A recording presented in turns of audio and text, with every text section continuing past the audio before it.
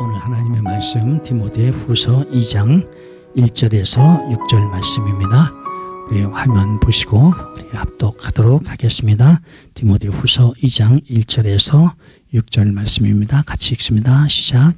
내 아들아, 그러므로 너는 그리스도 예수 안에 있는 은혜 가운데서 강하고 또 내가 많은 증인 앞에서 내게 들은 바를 충성된 사람들에게 부탁하라. 그들이 또 다른 사람들을 가르칠 수 있으리라. 또 넘겨주시고요. 너는 그리스도 예수의 좋은 병사로 나와 함께 고난을 받으라. 병사로 복무하는 자는 자기 생활에 얽매이는 자가 하나도 없나니 이는 병사로 모집한 자를 기쁘게 하려 함이라. 경계하는 자가 법대로 경계하지 아니하면 승리자의 관을 얻지 못할 것이며 수고하는 농부가 곡식을 먼저 받는 것이 마땅하니라. 아멘. 오늘 하나님의 말씀은 좋은 군사입니다. 이게 새로 번역되기 전에 버전으로는 병사 이렇게 번역되지 않고 군사 이렇게 번역되어서 좋은 군사라는 제목으로 오늘 하나님의 말씀을 나누기를 원합니다. 누구든지 혹은 무엇이든지 사는 법이 있습니다. 존재하는 법이 있습니다. 그래서 본문에서는 경계하는 자가 법대로 하지 아니하면 면류관을 얻지 못한다 이렇게 말하고 있어요. 무엇이든지 법대로 해야, 원칙대로 해야, 또 제대로 해야 성공할 수 있다라는 거예요. 자이든 타이든 바른 원리대로 하지 아니하면 성공할 수가 없다. 심지어는 실패하고 죽을 수도 있다. 우리 최근 우리 한국 세계적인 이슈로 불행한 사건을 이야기하죠. 세월호 사건. 세월호 사건은 인재라고 말했어요. 원칙을 지켰으면 그런 불상사는 일어나지 않죠. 무슨 원칙이요? 운항 수칙. 또 뭐예요? 안전 수칙. 두 가지만 지켰어도 절대 세월호는 그런 사고가 일어나지 않아요. 원칙을 지키지 않으니까, 법을 지키지 않으니까, 제대로 하지 않으니까. 동물의 세계에서도 원칙을 지키지 않을 때 불상사들이 일어나는 것을 종종 봐요. 동물의 왕 하면은 사자잖아요.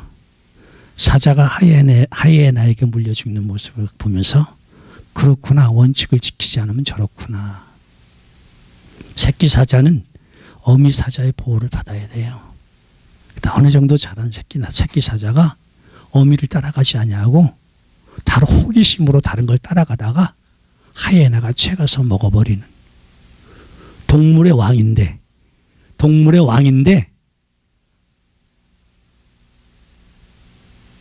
원칙을 지키지 않으면, 법대로 하지 아니하면, 식물도 마찬가지예요. 식물도 자라는데 조건이 있어요. 원칙이 있어요. 법이 있어요. 온도며 햇빛이며 물의 정도며, 물이 있다고 다 좋은 거 아니더라고요. 물도 적당히. 식물마다 다르죠. 수중식물은 완전히 물속에 있어야 되고 사막식물은 물이 많으면 썩고, 그렇죠? 식물마다 그 원칙이 있어요. 규칙이 있어요. 양분 등. 식물마다 식물 나름대로의 필요한 것이 있어요. 그걸 우리는 법이라고 말하고 규칙이라고 말할 수 있어요.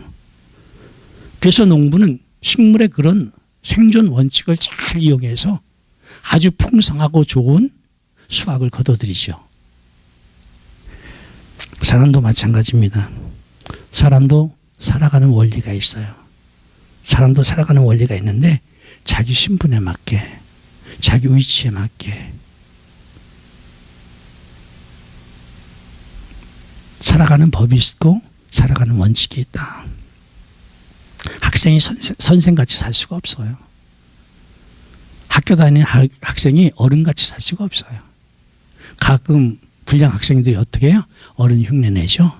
학교 가지 않고 놀고 극장 가고 술 마시고 나쁜 짓 하고. 미성년자가 그럴 수 없지요. 그러니까 불량 학생이 되는 것이고 낙제생이 되는 것이고, 학생은 신분이 학생이니까 학생다워야 하고, 어른은 신분이 어른이니까 어른다워야 하고. 자, 그러려고 하면요, 우리가 그 원칙, 그 법을 발견하려고 하면 먼저 내가 누구인가를 알아야 돼요. 내가 누구인가. 우리 자신이 누구인가 모르는 사람이 참 많아요. 이름이 자기가 아니라니까요. 이름이 자기가 아니라니까요. 유봉재를 치면요, 유튜브에 유봉재가 참 여럿이 뛰어요. 전부 제가 아니죠. 이름이 제가 아니에요. 내가 누구이냐라는 거예요. 내가 누구이냐. 내가 누구인지 모르면 어떻게 살지를 모르는 거예요. 또 내가 누구인 것을 오해하고 있어요. 착각하고 있어요. 다른 것을 나라고 생각해요. 그러니까 실패할 수밖에 없어요.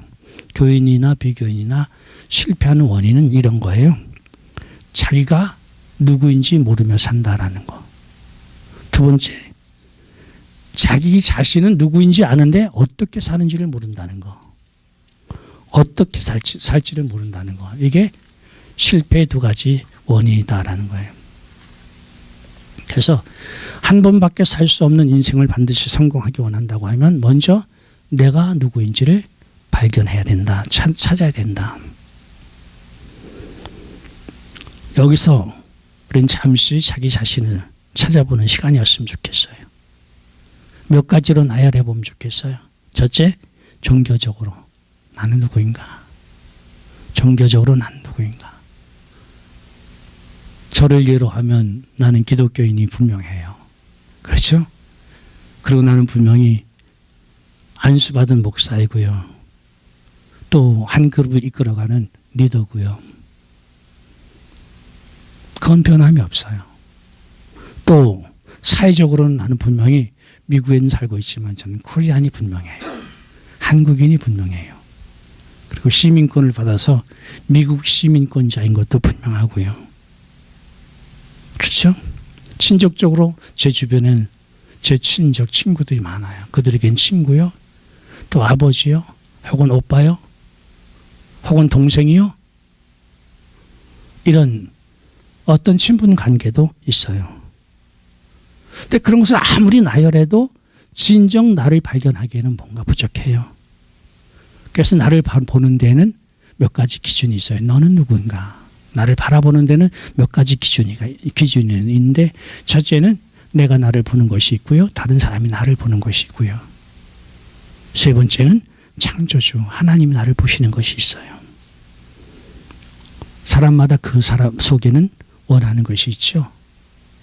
자기가 원하는 거. 또 다른 사람이 원하는 것도 있어요. 하나님이 원하시는 것도 있고요. 그런데 대다수는 자기의 원하는 것, 자기 소원대로 살아요. 자기가 원하는 대로.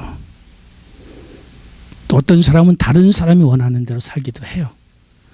중학생, 고등학생들 보면 누구가 원하는 대로 살아요? 엄마가 원하는 대로 살아요. 그러다가 사회 나와서는 갈등하죠. 자기가 원하는 것이 그것이 아닌데. 드라마에 봐도 그런 것이 참 많아요. 자식이 원하는 것이 있는데 아버지가 원하는 것 때문에 자식이 원하는 것을 하지 못하고 아버지 원하는 것에 끌려가는 자식의 삶을 묘사할 때가 종종 있어요. 다른 사람이 원하는. 또 많은 사람들이 그래요. 다른 사람들이 원하는 모습에 자기가 되어져 가기를 원해요. 다른 사람을 의식하고 인식하고 살아가는 삶. 어떤 사람은 공동체가 원하는 사람, 사회가 원하는 사람, 국가가 원하는 사람, 어떤 당이 원하는 사람. 그리고 마지막으로는 창조주가 원하는 것도 있어. 창조주가 원하는 대로 살아가는 사람도 있다. 그래서 자기를 볼 때 무엇이 우선이냐가 중요해요. 저는 천지를 창조하시고 만물을 운행하시는 만물의 주인 대신 하나님 원하시는 대로 가는 것이 인간이 성공하는 유일한 길이다라고 믿어요. 창조주가 하나님이시잖아요. 만물을 운행하시는 이가 하나님이시잖아요. 하나님의 계획을 따라 하나님 창조하셨고 만물을 운행하신다고 하면 하나님의 계획 속에 들어가는 것만이 인생은 성공하는 것이다라는 거예요. 이의가 없어요. 다른 논리가 있을 수가 없어요. 그렇기 때문에 내가 원하는 것이든지 다른 사람이 원하는 것이든지 하나님이 원하는 것보다 우선될 수는 없다라는 거예요. 그렇죠? 하나님이 원하시는 것보다 우선될 수는 없다. 그래서 주님의 명령 아래 모든 것은 종속되어져야 된다. 참 중요해요. 주님의 명령 아래 모든 것은 종속되어져야 된다. 이것이 성공할 수 있는 인간의 언행을 결정하는 데 중요한 원리예요. 무엇이든지 하나님의 뜻 아래 종속되어져야 된다. 하나님의 뜻과 상반되는 것이 우선될 수 없다라는 거예요. 그런데 생각보다 수많은 크리스찬들이 하나님을 섬기는 사람들이라고 하면서도 하나님 뜻과 상반되는 것이 우선되는 경우가 참 많아요. 정말 사회적으로 수많은 사람들이 혼란 속에 살고 있어요. 무엇이 선이고 무엇이 악이고 무엇이 잘못됐고 무엇이 옳고 선악의 기준이나 정오의 기준에 대해서 너무 혼돈을 가지고 있어요. 너무 혼돈해 있어요. 선인 것 같으나 악이고 악인 것 같으나 선이고 틀린 것 같으나 맞고 맞은 것 같으나 틀리고 이 모순 속에 있단 말이에요. 사회 정의와 신앙 정의가 같지 않아요. 사회 양심과 신앙 양심이 같지가 않아요. 사회 기준과 하나님의 기준이 같지가 않아요.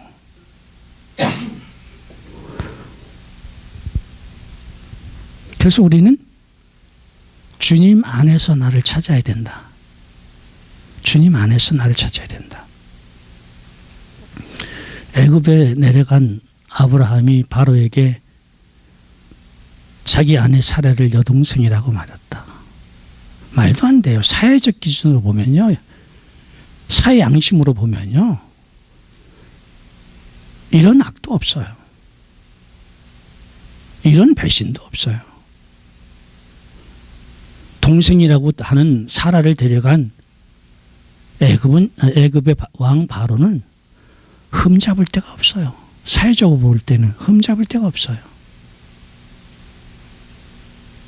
그런데 왠지 하나님의 기준으로 보아서는 아브라함은 의롭고 바로는 악하다라고 하나님은 정의하세요.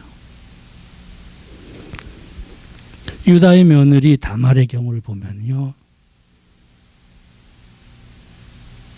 시아버지와 그래서 아들 쌍둥이를 낳는데 베레스와 세라를 낳아요. 다말을 죽이려고 하다 자기의 아이인 것을 알자 유다는 뭐라고 말해요? 저가 나보다 더 의롭도다. 이건요 사회의 정의로는 사회 양심으로는요 설명이 되지 않는 부분이에요.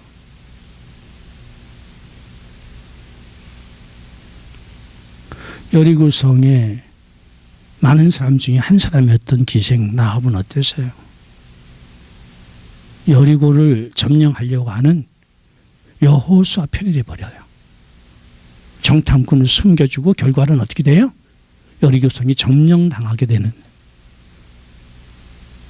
사회적으로는 이 여자는요 반역자예요. 반민족주의자예요. 민족을 팔아먹은 자예요. 하나님 편에서는 나합은 지극히 의로운 자라. 그래서 하나님의 거룩한 경건한 자녀를 낳는 반열에 쓰임받는 여인이 되어버려요. 바울을 보시기 바랍니다. 사울로 저는 당시 기득권을 가졌던 종교 지도자들 편이었어요. 그래서 기독교는 독소다. 기독교는 전염병과 같다. 말살시켜야 하나님의 세계가 살아난다. 이래가지고 그들과 한 뜻이 되어서 기독교인들을 잡아서 가두고 박해하는 일에 앞장섰어요. 그러다가 다메섹도 생겨서 예수님 만나고 변하게 되죠. 이제까지 하나님을 섬긴다고 하는 사람들 편에서 그들의 아주 좋은 협력자가 돼서 일하다가 완전히 등져버리고 말아요. 저들 편에서 보면은 반역자예요. 배신자예요.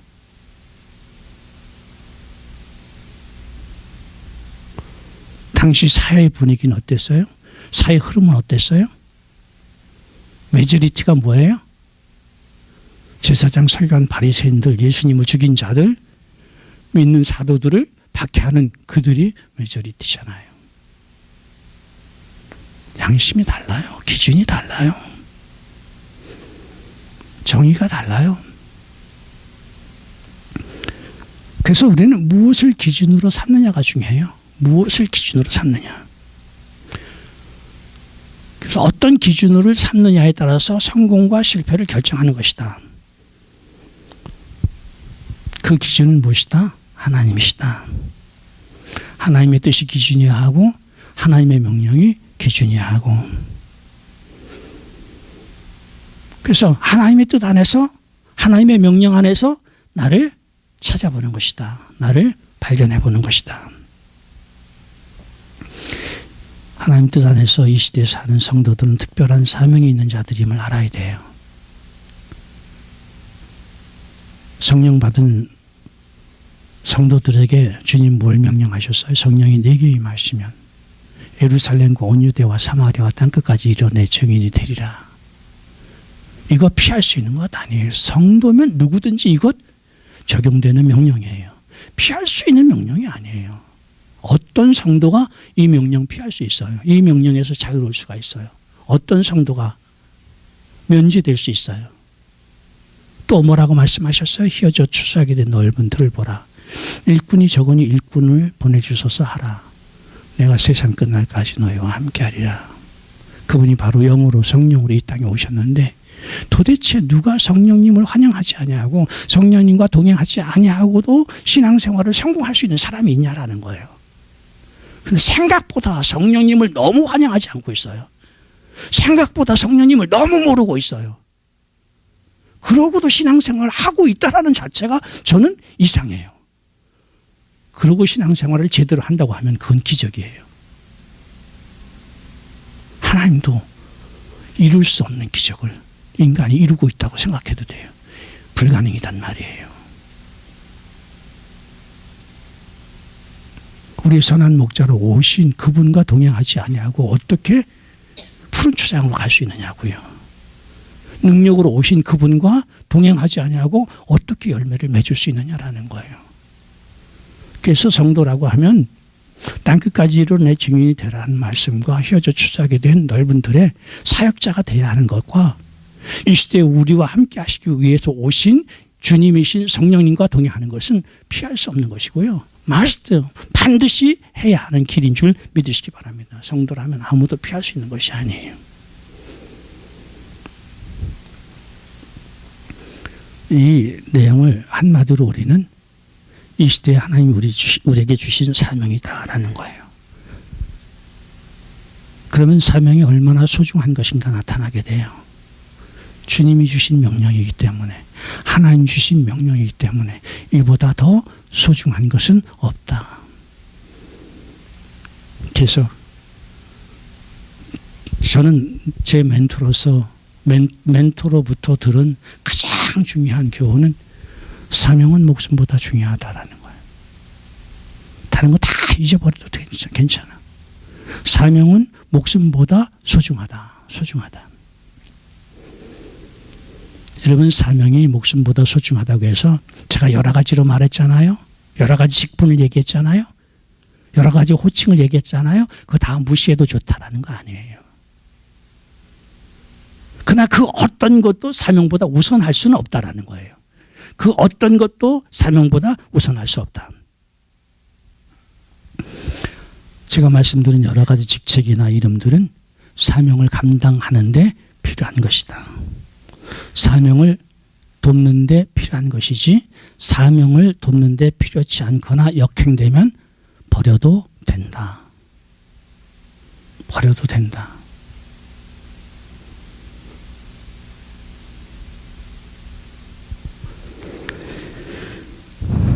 그 대표적인 경우가 사도 바울이에요.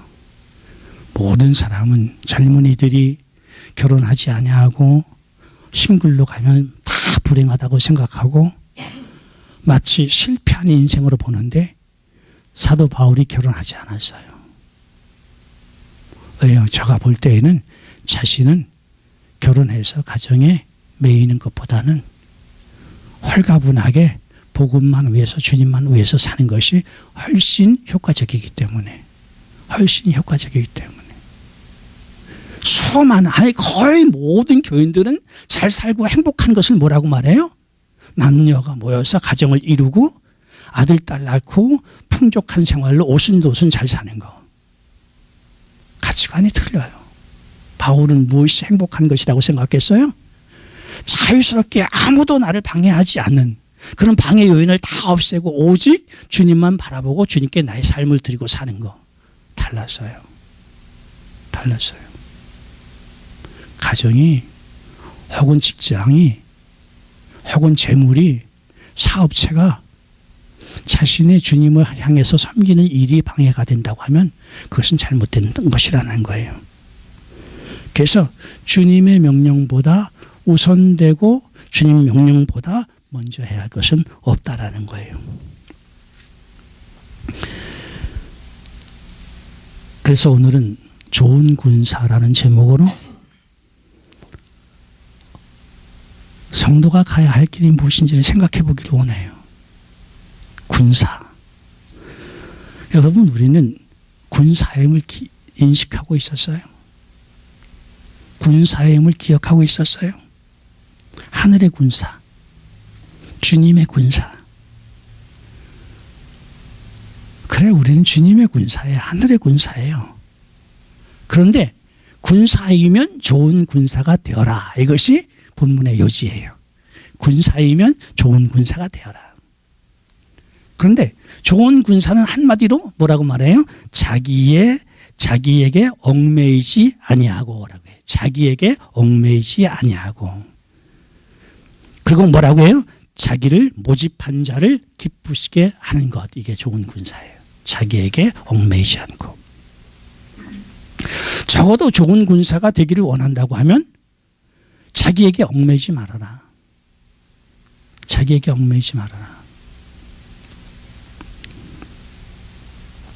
무언가 자기에게 얽매이는 것이 있으면 좋은 군사가 아니다. 예수님의 좋은 군사는 될 수 없다. 예수님의 좋은 군사가 아니라고 하면 뭐예요? 사꾼이다. 사이비 군사다. 아니면 자기를 뽑은 자를 이용해서 출세하기를 원하는 사기꾼이다라는 거예요. 거짓말쟁이다.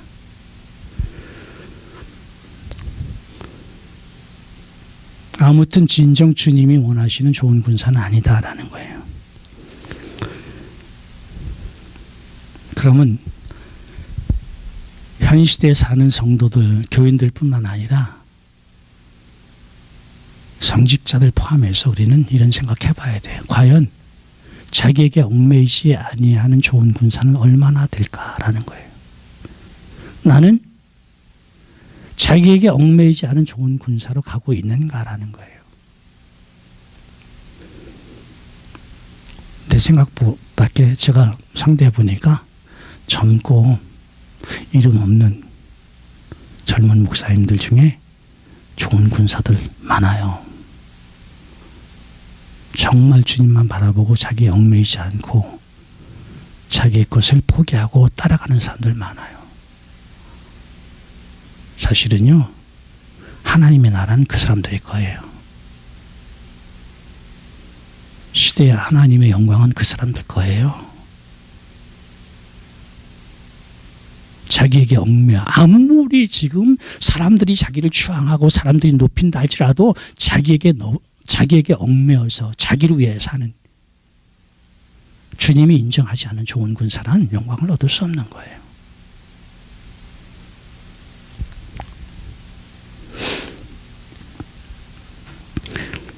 자기에게 얽매인다. 이게 뭘 말해요?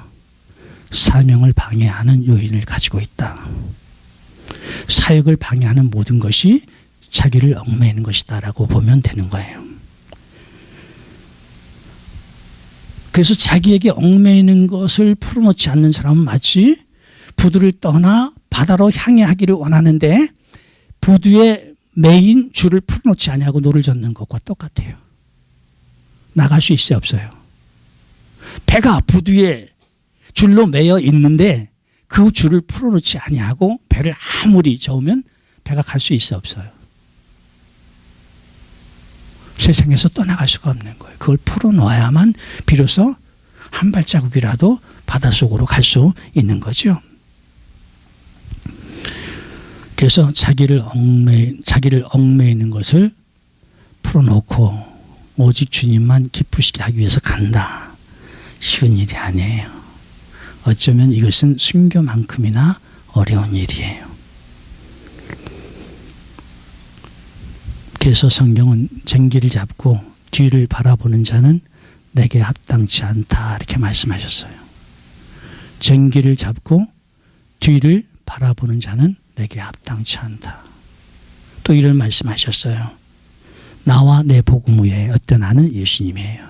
나와 내 복음 위에 부모와 처자와 가옥과 전토를 버리면 100배로 받고 영생을 얻지 못할 자가 없느니라. 무슨 요구예요? 나와 내 복음을 위해서는 다 버리라 이거예요.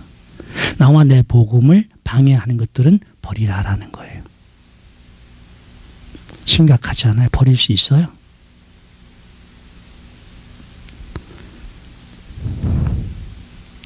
그러니까 자기를 얽매이는 것을 버린다는 것은요, 순교하는 것만큼이나 힘든 거예요. 쉽게 목사되고 쉽게 기독교의 리더가 되고 쉽게 충성된 일꾼이 되는 거 아니에요. 아니에요.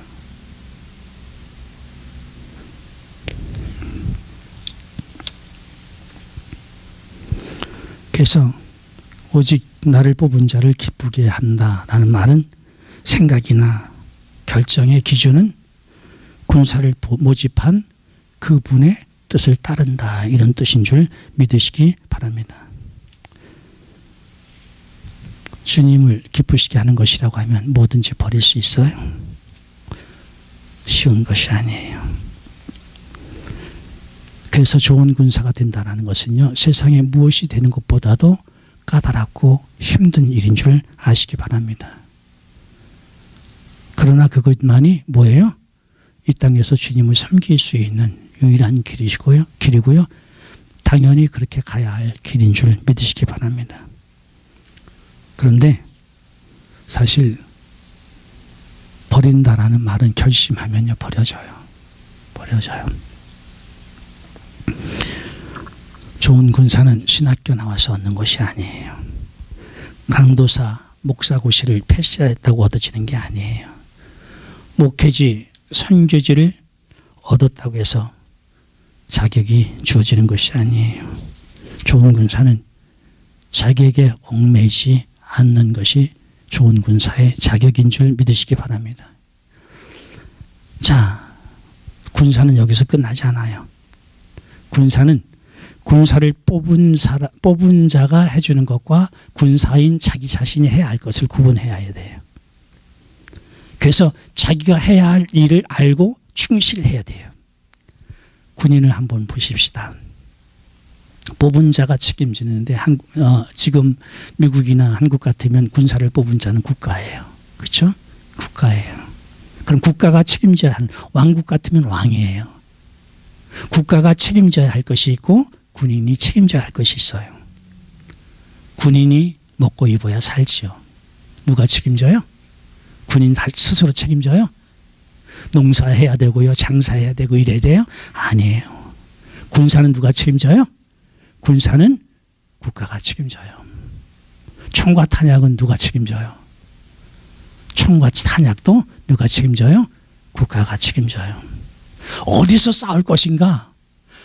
싸울 곳까지 가는 수단, 배냐 비행기냐, 이것도 누가 책임져요? 그것도 국가가 책임져요. 이게 군사를 뽑은 자가 해야 할 일이에요. 주님을 섬기는 일꾼들이 무엇을 먹을까, 무엇을 입을까, 누가 책임진다고요? 그거 주님이 책임져 주시는 거예요. 어디서 일할 것인가? 그거 주님이 책임져 주실 거예요. 능력이 무엇이냐? 은사를 무엇을 가지고 할 것이냐? 그것도 주님이 책임져 주실 것이에요. 제가 헌신을 시작할 때 이렇지 않았어요. 말주변 없었고요. 은사 없었고요. 사람 앞에 서는데 자신 없고요. 뭐 하나 좋은 일꾼으로서의 자질을 갖고 있지 않았어요. 그런데 그것은 나를 뽑은 누가 책임져 줘야 할 부분이에요? 주님이 책임져 주실 부분이죠. 저는 주님 앞에 뽑힌 이후 내가 세상 일 해본 적이 없어요. 내가 뭐 장사를 해서 돈을 번 것도 아니고 농사를 짓고 식물을 얻은 것도 아니고 주님이 주시는 대로, 주님이 공급하시는 대로 군사를 먹이고 입히는 거 주님 다 해주셨단 말이에요. 은사 주님 주셨단 말이에요. 말할 수 있는 복음의 내용도 능력도 주님이 주셨단 말이에요. 그래서 여기까지 왔어요. 그럼 군사가 해야 하는 일은 무엇이냐라는 거예요. 군사는요, 던져진 곳에서 목숨을 걸고 싸우는 일뿐이에요. 던져진 곳에서 생명을 다하고 명령이 주어진 곳에 가서 생명을 다해서 싸우는 것뿐이에요. 실력이 안 된다고 문제가 될 수 없어요. 부양 가족이 있다고 문제가 될 수 없어요. 내일 일이 걱정이라고 문제가 될 거 없어요. 그래서 제 결심은 그거예요. 내 생명, 마지막 생명 한 방울이 떨어지기까지, 내가 가지고 있는 것 완편히 마지막까지 떨어지기까지 사명을 감당한다. 싸움이라는 그거잖아요. 내 진액이 다 떨어질 때까지, 총알 한 방까지, 한 알이 쏴지기까지 나는 최선을 다한다잖아요. 총알이 떨어졌는데 어떡할 거냐고. 더 이상 한 발도 걸어갈 수 없는데 어떡할 거냐고. 거기까지는 내가 해야 할 것이 아니냐라는 거예요. 마지막 총알까지 쏘는 건 내가 하는 일이요. 그렇죠? 마지막 한 걸음까지 걷는 것은 내가 해야 할 일이 아니냐고요. 제가 훈련 받으면서 작전 나갔는데요. 걸어가면서 자요. 얼마나 잠을 못 자고 피곤하면요. 걸어가다 자면요. 논두렁에 쓰러져 굴러가기도 하고요. 그래도 가야 돼요. 어디까지요? 쓰러져서 더 이상 가지 못할 때까지 가야 돼. 이게 싸움이에요. 이게 군사가 가야 하는 일이에요. 이게 군사인, 주님의 군사인 우리가 해야 할 일인 줄 믿으시기 바랍니다. 무슨 여유가 그렇게 많아?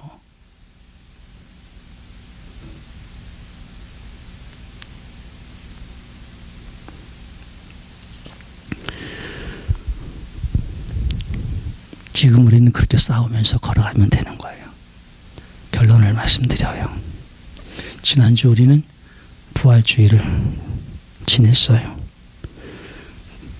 부활이 주는 교훈이라는 제목으로 내세의 중요함, 특별히 첫 번째 부활, 생명의 부활, 천국 가는 부활이 얼마나 중요한 것인가 말씀드렸어요. 그것보다 더 중요한 거 있어요, 없어요? 천국 가는 것보다 더 중요한 거 있어, 없어요? 나만 가야 돼요? 아니잖아요. 너만 가면 안 된다. 다른 사람도 많이 가야 된다. 한 생명이 천하보다 소중하다. 그러니까 내가 이 일을 하라라고 명령되었고 부탁받았잖아요. 이게 사명이잖아요.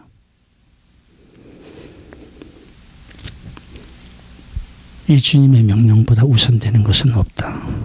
그것을 위해서 파견된 부름받은 주님의 군사이다라는 거예요. 이제 성도로서의 상패는 이것을 어떻게 감당하느냐를 결정하는 거예요. 정말 자기를 얽매이는 것을 던져버리고 벗어버리고 주님의 말씀을 따라 끝까지 한 발 한 발 이것을 위해서 가느냐, 아니면 가지 않느냐, 순종하느냐, 순종하는지 하지 않느냐, 그것이 미래 저 세상에서의 나의 모습을 결정한다. 나의 결정은 이미 결정되었어요. 그래서 여기까지 왔고요.